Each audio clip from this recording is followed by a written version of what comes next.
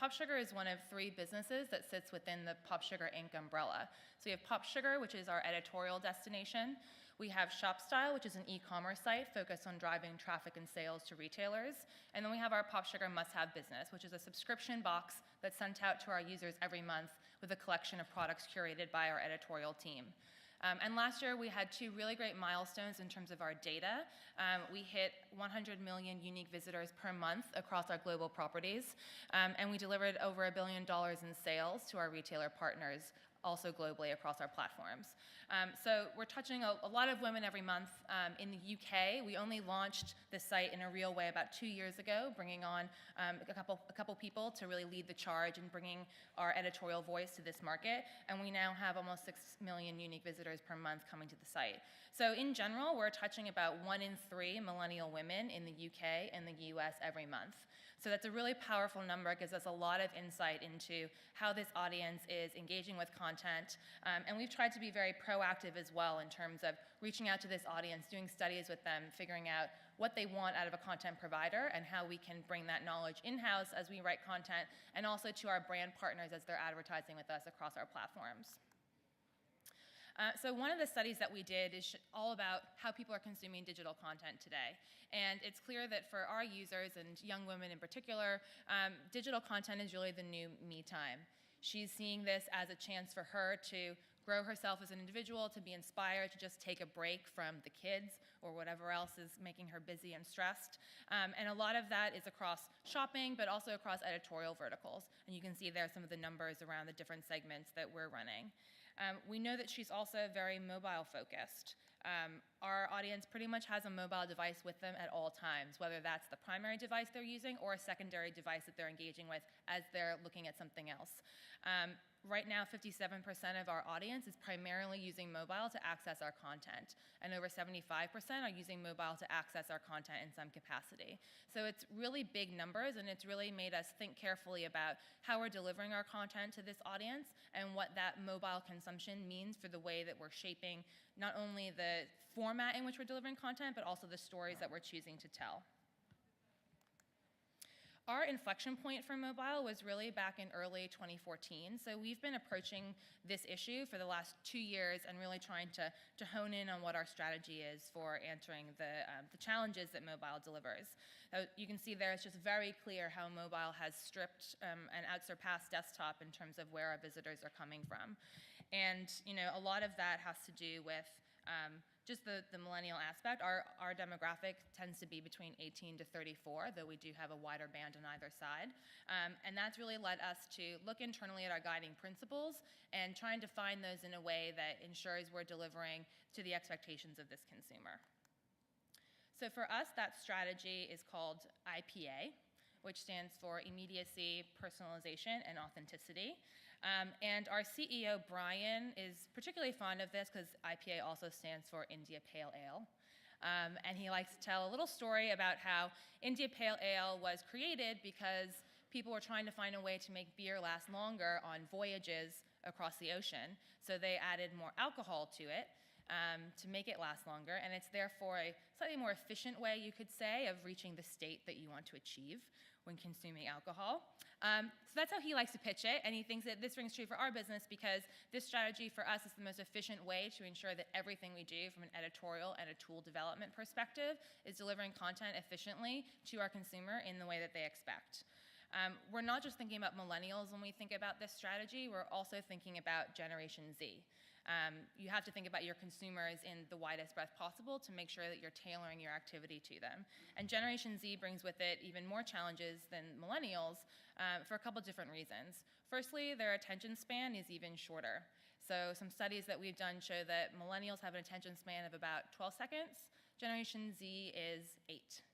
So that's getting incredibly short, and it's very challenging to try and convey enough information to get them hooked in to want to read your content and stay engaged with the site. They're also a very diverse population, Generation Z. Racially mixed individuals are the highest growing segment of that population, and in general, things like transgender bathrooms, same-sex marriages and families are much more prevalent in their entire lifetime than they have been for other individuals who are at older demographics. And so that not only changes the way we have to deliver content to them, but also the type of content that they might find interesting, and the face and voice of the brand that we have to portray to make them feel like it resonates with them. So for us, when we think about immediacy, that's all around being fast. So delivering content quickly, being ahead of the trend, trying to be a trendsetter instead of a follower, and also about making sure that images and verbiage is really delivering the point very quickly and is eye-catching and something that people want to dive deeper into.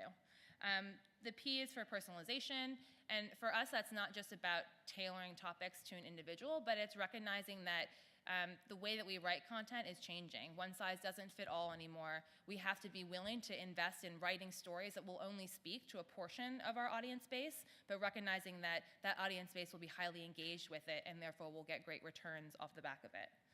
And then in terms of authenticity, this is actually the hardest one of the three to realize, because as soon as you start talking about being authentic, you're really not authentic anymore. It has to be something that's very natural and organic. And a lot of it, we think, comes down to your employee base, who you have internally that's really driving the content and the initiatives of your business. And that has to resonate with the audience.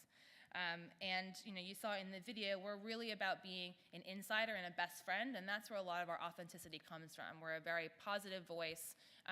It's really down to earth. And we also tend to leverage influencer content as well as our own editorial staff. So pulling from bloggers and other publishers who have that additional resonance with consumers and making that speak for us as well in terms of increasing our authenticity.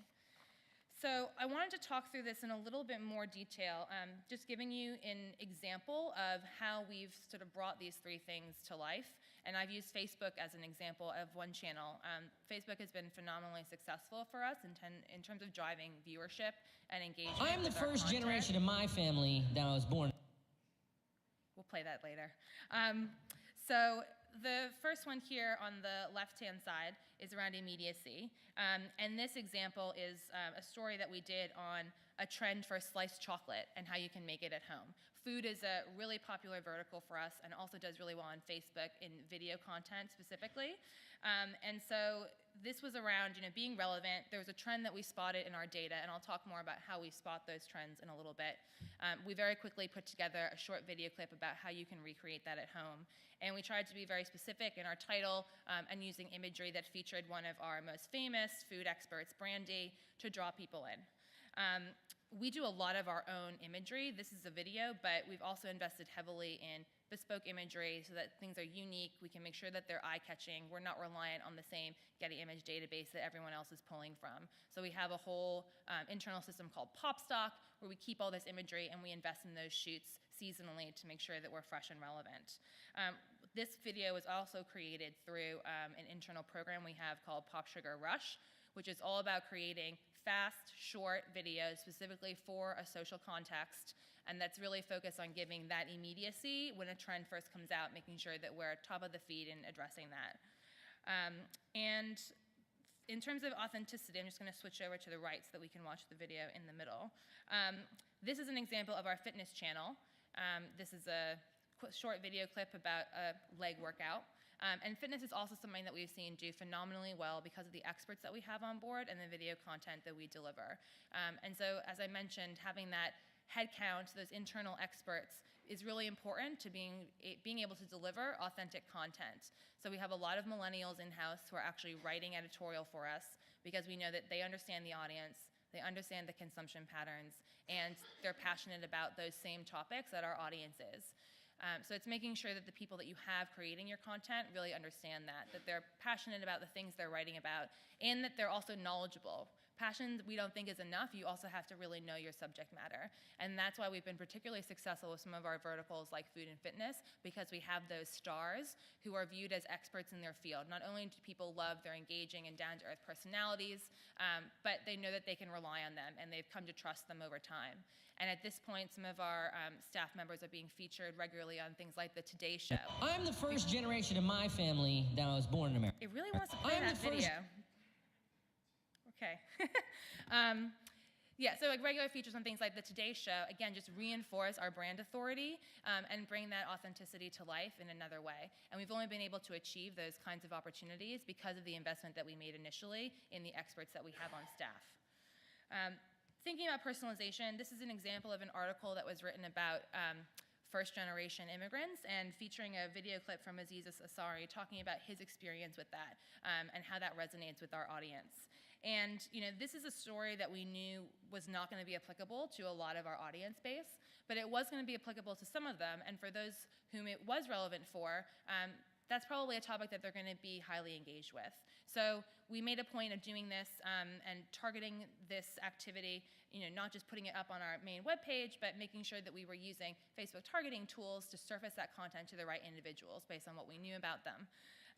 In terms of targeting, I think that's one of the most important things with personalization that sort of goes without saying. And there are a few different ways that we do that. At a very broad stroke, we are able to target content by having multiple Facebook pages that address different verticals. So if we know that a user is more interested in fashion or fitness, they've got a page of content that's really dedicated to them and a community to engage with on Facebook that's all about those topics. And then we use separate targeting and audience matching to make sure that we're delivering the relevant content that we're writing to the right individuals. And that then provides this nice little virtuous cycle of engagement and sharing, because as soon as you're delivering a topic that's really relevant to a user, they're going to engage with it more, they're going to share it more, they're most likely going to be sharing it to other individuals who also find that content relevant, and they're then going to engage and share. So you start getting very quick magnification of what you're doing to an audience that's relevant and highly engaged. So although it's a bit more effort up front to create multiple types of content to address different segments of your user base, and then to target that effectively, which can also involve some spend and budget, it does deliver returns in terms of both engagement and ultimate reach. As a business, video has always been in our DNA. We have a large studio in LA that produces hundreds of videos every month. And that's become even more important as platforms like Facebook have really developed and started shifting their algorithm to favor video content. And so we've been quite fortunate to have that great infrastructure that can support that. And I think it's really important moving forward as well to start investing in video or playing around with partnerships that can get you access to some of those tools and resources. Because as we can see, it's a really engaging format that's becoming increasingly popular, particularly when you're thinking about millennials and the social channels that you rely on for traffic on mobile devices. So there are a couple different ways that we've made that happen in social channels. The big thing that sits behind all of this is actually a lot of science. So how do you decide what to write about, and how do you make sure you get it up quickly? When's the right moment to write about something, and how can you be different? And so for us, we've developed a huge amount of internal tools and platforms to help us do that. And this has all been encapsulated within the term POPSUGAR Motion. That's our new name for this suite of tools that we've created. And it's called POPSUGAR Motion because it's really designed to make sure that we're always getting motion on moving on to the next big thing, that we're not stuck in the stories of yesterday, that we're able to be those trendsetters and spot what's coming next. That it also allows our content to be seamlessly available across different platforms and tweaking it and making that experience frictionless wherever the user is reading our content. It's also making sure that, this is skipping on its own. It's also making sure that folks can, that our audience is really inspired but can also take action on the stories that they're seeing. And lastly, we use these tools for our editorial staff, but also for our brand partners to make sure that they're getting the same kinds of insights that our team is, and that we can use this information to better drive their business objectives forward and grow their messages and get heat on their brands. So this is an example of some of the tools that we have within this tool set. I'll focus today on just talking about a few of them, and there are actually a couple that aren't on this slide either. But Trend Rank and PS Engagement Score, I'll go into in a bit more detail. Those are two tools that we've developed, and these are all proprietary. Tools that we've developed to really look at social content and what that's telling us about trends. And so our editorial team looks into these things regularly, every day, to make sure that they're focusing on the right content.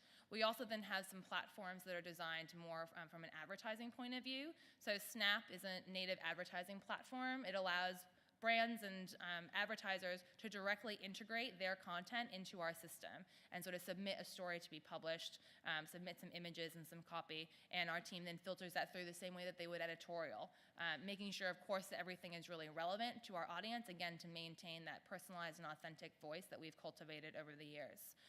As I mentioned before, we also use influencers to sort of supplement the content that we're writing internally, and we leverage these individuals as well for our brands. So native content is really huge for us. We're moving more and more away from traditional digital advertising and moving into native content. And influencers are a great way to sort of bridge the content creation that we do internally with external voices of authority for both ourselves and brands.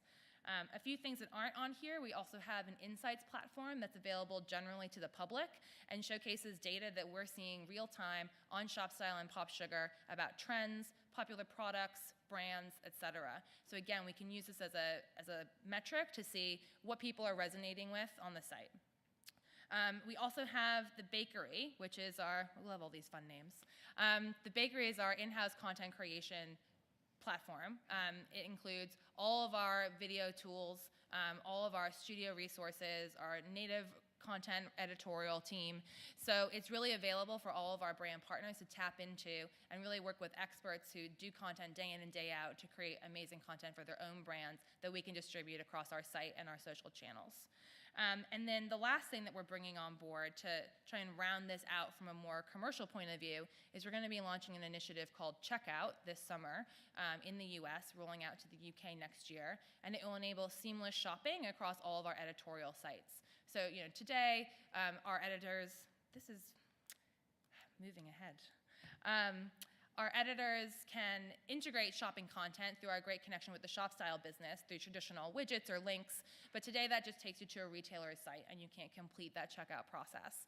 And we know from millennials and the demands that they have around immediacy and seamless experiences that that's not good enough.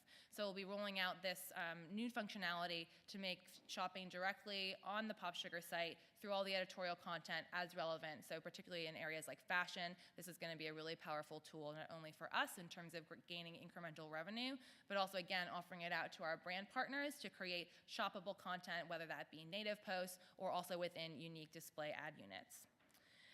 So if we go into a bit more detail about some of these things. So Trend Rank is something that we created about a year ago to aid our editorial team in their content creation. And this is basically looking at acceleration of social engagement on the web. So we have about 300 different content channels that we're looking at on a daily basis, and sort of taking note in our system, snapshotting the content that's being created, and then following the social engagement of that content at regular intervals. And so we're looking at, how many likes is it getting, shares, et cetera. And for us, the more important thing than the actual numbers sitting behind that is the acceleration. So if we see that something is getting likes at a much faster rate than another story on another website, we know that that's saying something about consumer engagement. And of course, we're looking at these content channels as those that we think have audiences that are similar to us, or we're segmenting that data to make sure that we're not blurring any of the trends that we're gaining from this by the type of audience that these channels are focused on. And so looking at that acceleration metric is something that our team does every day. And it's a great way for them to, we've got our editorial calendar, that's a great place to start, but in order to be reactive and make sure that we're first with a new spin or take on something that's important to our users, we use this tool. So it allows us to know, if we've got a story on a topic already, maybe we should be distributing that more broadly across all of our channels. Maybe we should be creating it and packaging it up in a different way to get a new spin and more engagement. And if it's something that we're not writing about, then we need to make sure that we're getting that content up so that our readers can find what they're looking for on our site. The next one that we have is POPSUGAR Engagement Score, which, while Trend Rank is more externally focused, so looking at everything happening on the World Wide Web and what that tells us about how we need to develop editorial, the POPSUGAR Engagement Score is really an internally focused metric. So that's looking at the stories that we have written, the videos that we have posted, and how users are engaging with them. And we use a lot of different metrics to look at that, including just general visits and page views, time spent on the article, number of images clicked through in a gallery, and also social sharing metrics. So how many shares to what platforms, and what is that telling us about engagement and resonance with these topics? And then we basically take all of that information and create a score for a particular article, and that ends up going into a very big matrix of topics and timelines, so that we can see what topics get the most engagement, at what times, on what platforms, again, to shape the editorial calendar going forward. So this is a bit more forward-looking, or it's most useful in a forward-looking manner. So I'm going to give you some examples here, actually, of how we've made that come to life. This story on the left-hand side about 41 outdoor activities to get kids out of the house during summer. This was part of a series that we did over last summer based on data that we gathered the year before, or during the holiday periods from school previously, because we noticed that it's sort of intuitive. It's common sense that, oh, when kids are not in school, their parents are desperately looking for things to keep them entertained. But it's sometimes hard to let all of those common sense things bubble to the top, make it onto an editorial calendar, and become realized. So when we were able to dig down into the engagement score metrics on stories that we had written previously, we saw that there was really high demand and engagement for these stories at a specific point in time. And again, the timing is critical. Are parents looking for this information 2 weeks before school holidays start? Are they looking for it at the beginning of the summer holiday, at the end of the summer holiday? When is this content most relevant? So we were able to take that data and really transform the way that we are writing this content so that it got higher performance the next time around. And all of these things that we've been working on and developing the tools to support have delivered really great growth for us, particularly on social channels. And a lot of this is down to just our own internal efforts to push all of our content socially, because if it's not part of your ethos as a company to be distributing content everywhere, you're not going to get the results on those platforms. So not only are we distributing it everywhere, but we're also taking the time to optimize content for different social platforms. So we will create video for Facebook. We will create video for YouTube. We will tailor things for each channel based on what we've learned about what performs best and the engagement metrics that we're able to track through these different tools that we have internally. And you can see there some of the growth has been phenomenal. Snapchat, exponential, going from a small base to becoming immensely important. And that's one that we're still playing with and learning about, particularly around how to monetize that effectively, not only getting the content out there, but turning that into something more valuable for the business at a wider scale. And so I think, in summary, the things that we're really focused on, again, they sort of sound like they're common sense principles, but we've just really wanted to distill them for the business and make it an everyday part of how we're thinking about every single piece of content and every single piece of development. If it doesn't support one of these 3 guiding principles, then we're not going to focus on it. And for us, immediacy, again, it's being fast. And that can be a challenge for businesses because, there's only so much a person can do in a day. Resources are tight. So it's about being smart as well in terms of what you're focusing on. And again, a lot of that comes down to data and understanding your audience and really what they engage with. And a lot of that, too, has to come down to the supporting materials that you're using for these stories, having really good headlines that really deliver a punch, having eye-catching imagery. And again, those are things that we've been investing in over the last few years. Personalization, knowing your audience and tailoring content, and being okay with delivering content that only speaks to a segment of your audience, because that's the way that we need to talk to consumers nowadays. One size doesn't fit all, and they're expecting something to be tailored to them, whether it's in an editorial site that they're reading or a shopping website that recognizes what they've purchased before. They want that tailored experience, and they'll be turned off if they're not getting it.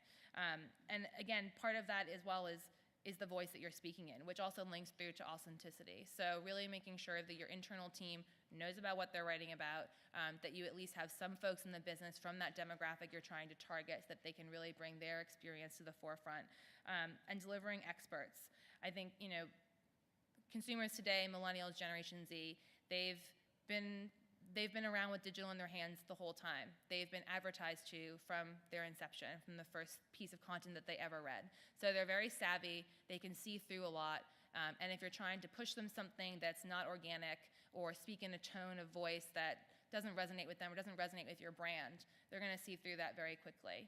So we think that that's been a real cornerstone of our success, really investing in the people and the voice and the expertise that then allows us to also get better at the other things that we're doing through personalization and immediacy. And that's all I had for today, so thank you.